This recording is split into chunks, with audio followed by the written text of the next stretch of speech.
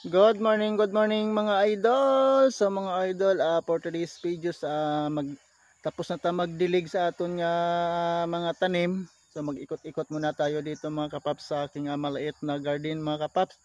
So samahan niyo ako mga kapaps. So samahan niyo ako mag-ikot-ikot dito sa aking maliit na garden mga kapaps. So tara, ngayong February 4. Tapos na tayo magdilig dito sa aking tanim. So punta na naman tayo doon sa kabila at mag-ikot-ikot po tayo doon muna. Silip-silipin ko muna yung mga tanim ko. So samahan niyo ako mga kapaps. So tara! Tapos na tayo dito magdilig sa ating mga tanim.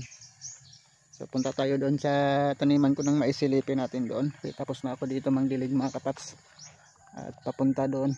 Tapos na rin ako doon sa kabila. So ngayon, punta muna tayo doon sa ating maisan doon sa kabila. Silip-silip muna tayo sa ilang araw na hindi ako nakapunta doon.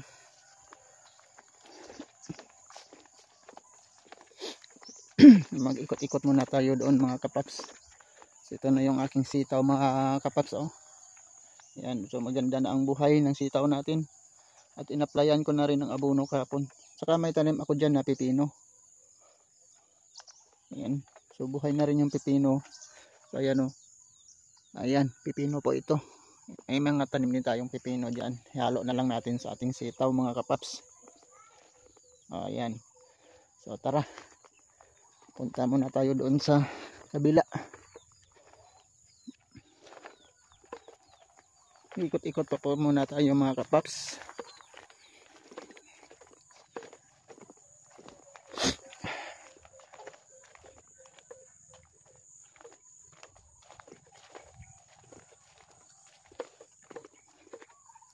Ito may mga kangkong din dito oh. Ayan. Saka uminit na rin. Ilang araw nang uminit. Siguro ito na siguro yung summer. Pero kagabi nag-ulo-ambon sa kunti. Ikot muna tayo dito sa ating taniman sa kabila. Ito yung mga saging ko na saba mga kapaps oh. Na malalaki na. Saka yung mais natin. So ikot muna tayo. Yung kamuting kahoy ko buhay na rin. Saka mayroon din tayo itong mga saging.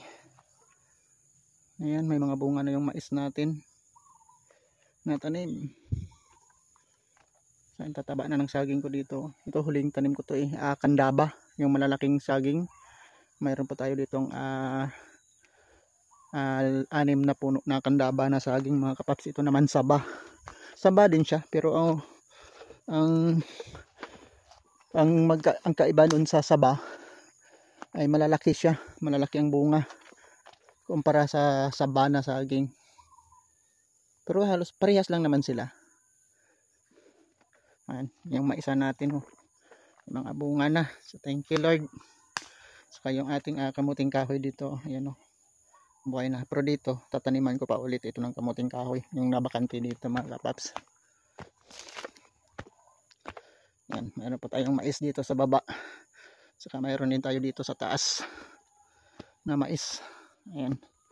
O kahapon, naglinis po ako dito. Ayan yung pinatumba ko na mga damo. Ayan.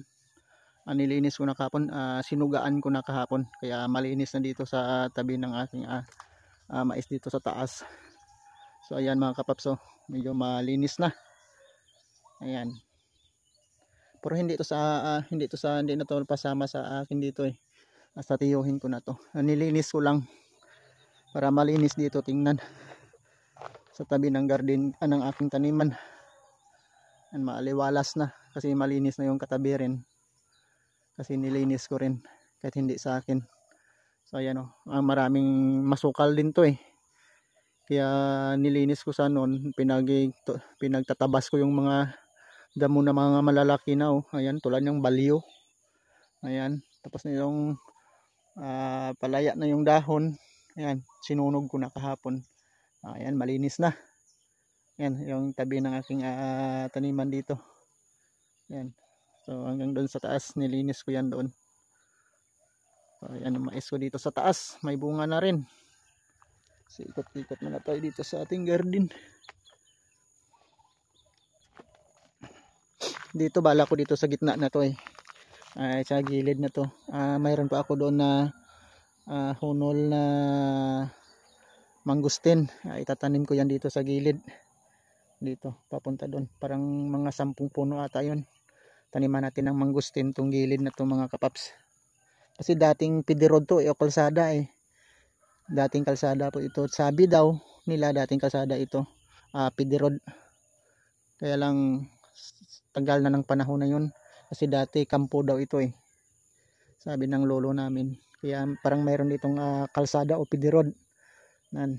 Kaya ditong gilid na to taniman natin yan ng mangustin mga kapaps. So akyat muna tayo dito sa taas. Ikutin muna natin yung ating tanim. Yan mga mais ko. Yan may bunga na. Huling tanim ko kasi ito Nauna kasi yung nandun sa baba na tanim ko na mais. Pero halos magkasabay na rin sila nagbunga na rin.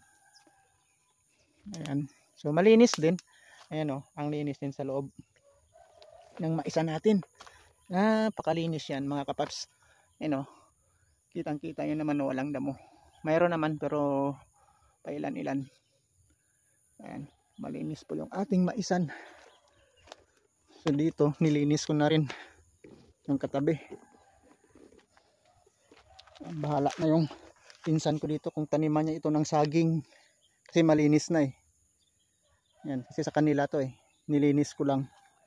Kasi nga magubat nga dito sa tabi ng mais ko. Yan, kahit hindi sa amin, hindi sa akin, nilinis ko na lang para malinis dito tingnan. Di ba? Wala nang damo tabi ng ating maisan. Sinunog ko na kahapon So bahala na yung pinsan ko o taniman niya to ng saging o kung ano man itatanim nito. Kasi malinis na. Ito na lang pangkukunin niya na lang itong mga puno ng balyo na to Saka itambak doon sa gilid. Tas taniman.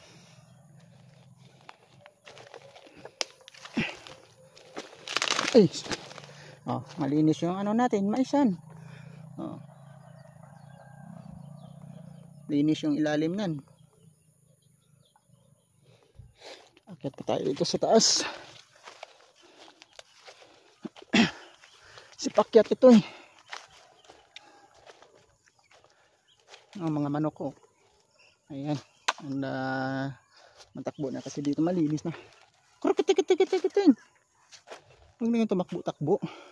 Kurkitik-tik-tik-tik-tik. Kurkitik-tik.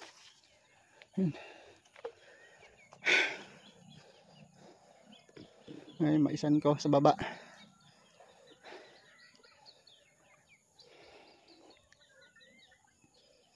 Ayan, ang ganda. Tingnan. Ayan. Tayo magsawa sa katatanim mga kapaps. So dito, taniman ko itong nabakante dito sa taas. Ayan. Taniman ko siguro ito ng kamuting kahoy muna. Sasamantala. Kamuting kahoy. Tas saging.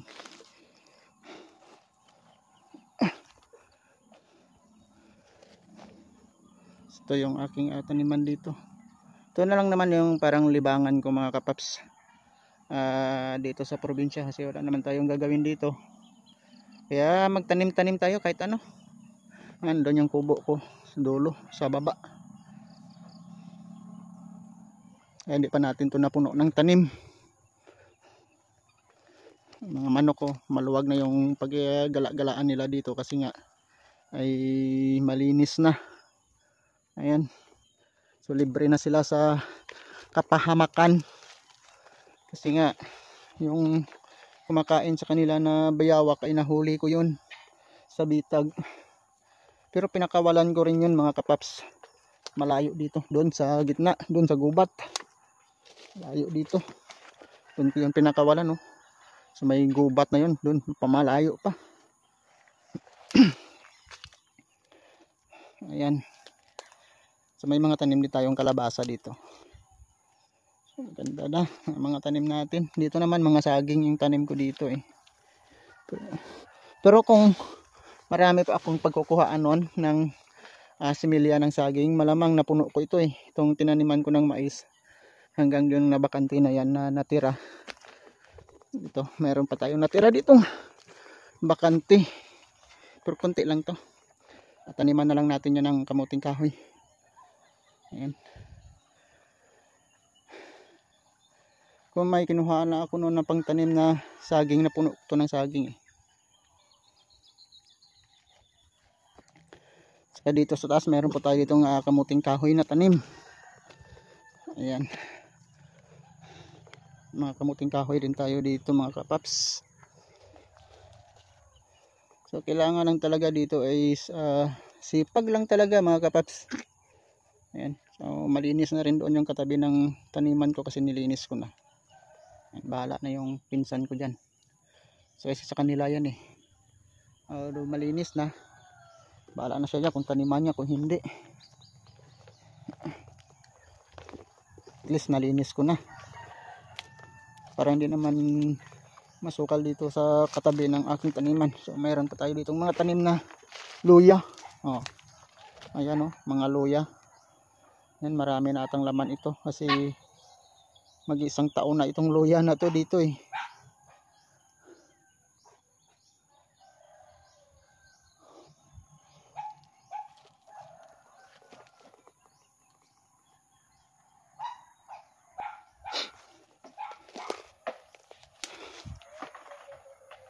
So nag-abono na rin ako dito sa aking sagingan.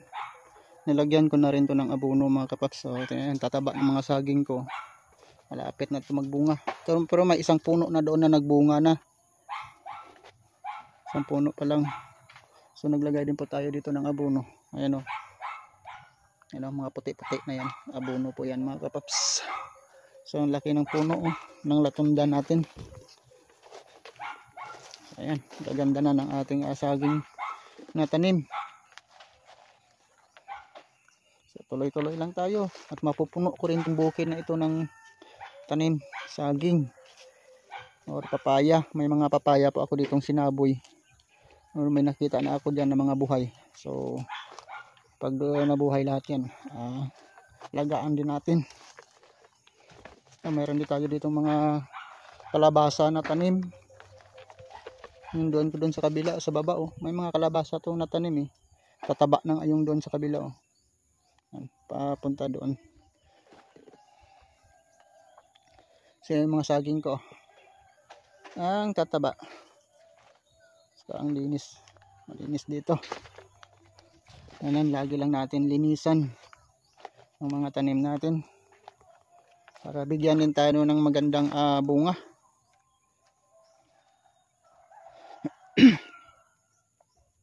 Yan. So marami-rami itong saging natin na latundan.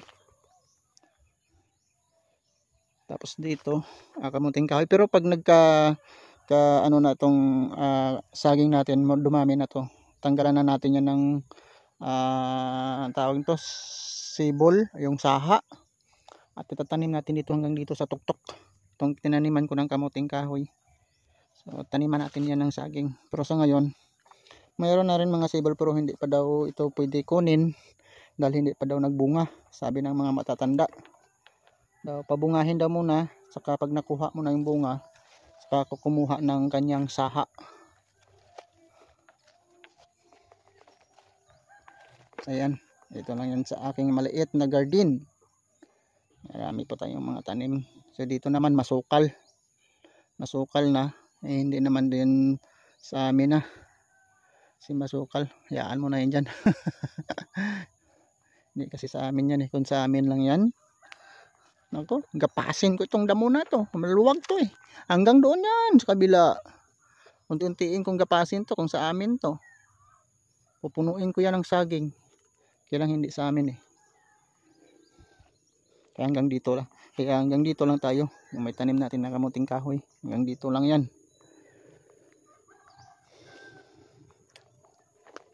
So ikot-ikot muna tayo dito.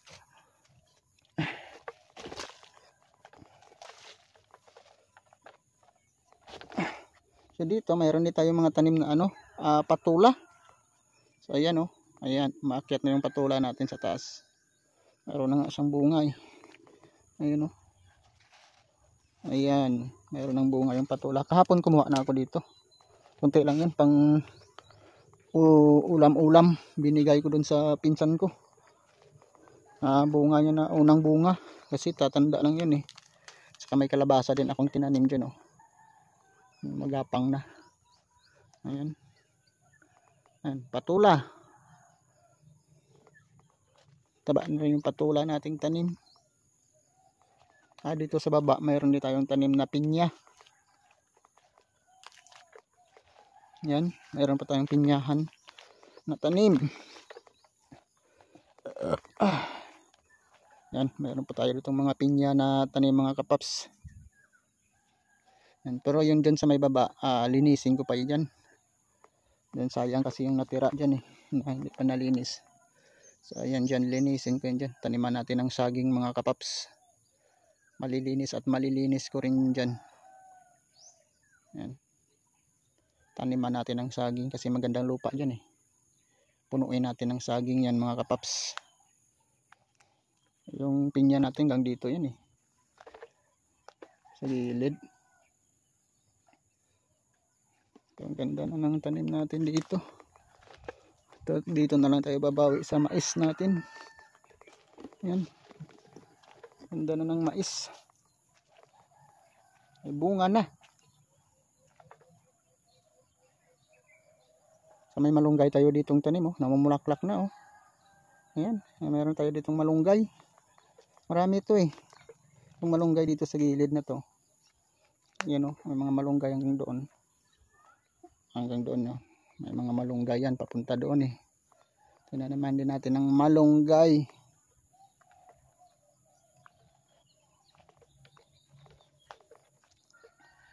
So ayan, malinis na yung taniman natin dito.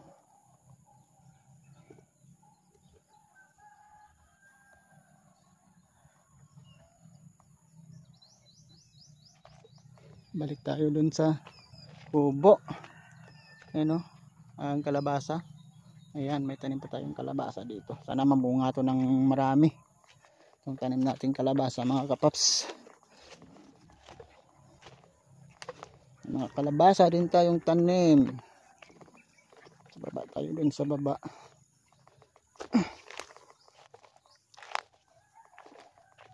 So pag nabunga na tong pinya natin, pera din to. Ayan o. So mayroon pa ditong naiwan na bakante. Ayan dito sa baba.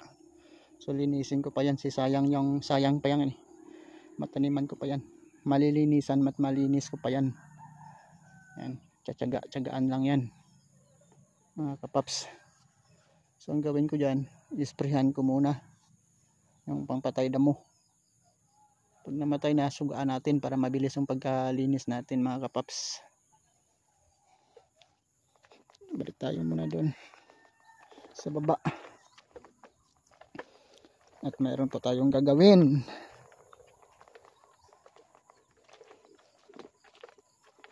Mais ko.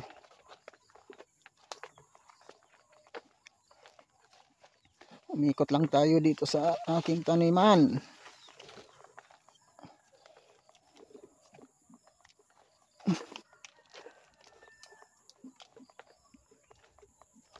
Ganda na ng mga mais ko.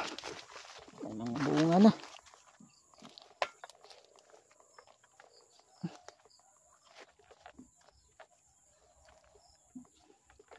Pero ang linis niyan mga kapaps. Yan sa loob. Ayan o. Ang linis. Walang daming damo. Hindi tayong mga papaya dito. 10 piraso to eh. Tinanim ko dito sa gilid eh. 1 piraso lang yung nabuhay.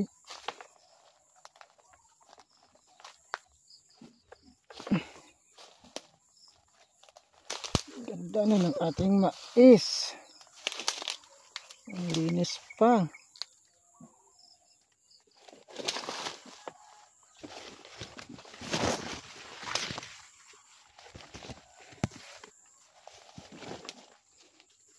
Kailangan lang talaga dito sa bukid. Sipagan lang talaga mga kapaps. Yan, talaki ng puso. Mais natin. Tataba.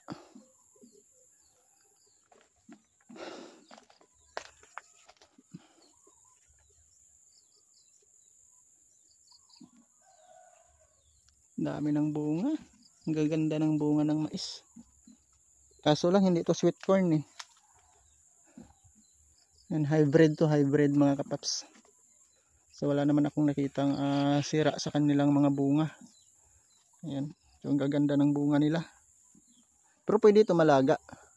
Pwede naman ito malaga siya. Pero hindi kagaya ng sweet corn. Ay masarap ang bunga ng sweet corn na mais. Yun nga lang, may kamahalan nga lang ang pangtanim noon ng sweet corn. May medyo kamahalan nga lang ang sweet corn mga kapaps. Balik tayo doon sa kubo natin. At mayroon pa po tayong gagawin. Umikot lang tayo dito sa aking maliit na garden mga kapaps. Ayan o. Ang ganda na ng mga tanim natin. So malinis na rin doon. Bahala na yung pinsan ko dyan. Nalinis ko na yung kanilang yung taniman na yan ng saging. So ayan lang mga kapaps. Ikot lang tayo kasi doon sa kabila may mga papaya dito. Linisin ko ulit yun doon. Isprehan ko para may medyo madamo-damo na rin. Patayin natin yung mga damo doon. Kaya mayroon kasi tayong gagawin. Uwi muna tayo. Naikot ko na yung taniman ko. At wala naman akong nakitang sira sa tatanim ko. Kaya balik na muna tayo dito sa kubo. Yung manok ko dito safety na. Kasi yung bayawak dito nahuli ko. Ayan. Ayan yung inahin ko. Dito ko yan lagi nakikita eh. Yung bayawak eh. At dito niyan lagi kinakain yung sisiyo ko, sabos takbo sa doon oh. Takbo sa doon. Dito ko yan lagi nakikita. Saka dyan sa kabila. Kita ko rin sa dyan. Kinain na yung sisiyo ko, sabay tumakbo doon, tumalon dyan sa tubig. Pero nahuli ko na siya. At nag-viral ngayon. Saka may mga ilang baser. Pero pinakawalan ko yun. Hindi ko lang pinakita nung pagkakahuli ko. Dinala ko yun sa gitna ng gubat nun eh. Malayo dito sa aking kubo. Ay palubat na yung cellphone ko nun eh. Hindi ko na nabidyohan yung nung pinakawalan ko na. Basta pinakawalan ko. So ayan. Sana hindi na bumalik dito. Pero malayo naman yung dinalhan ko nun.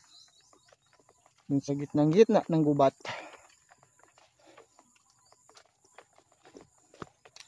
Ayan. May yung pareha ko kahit paano nagbunga. Sinasira ito ng ulan eh. Ng December.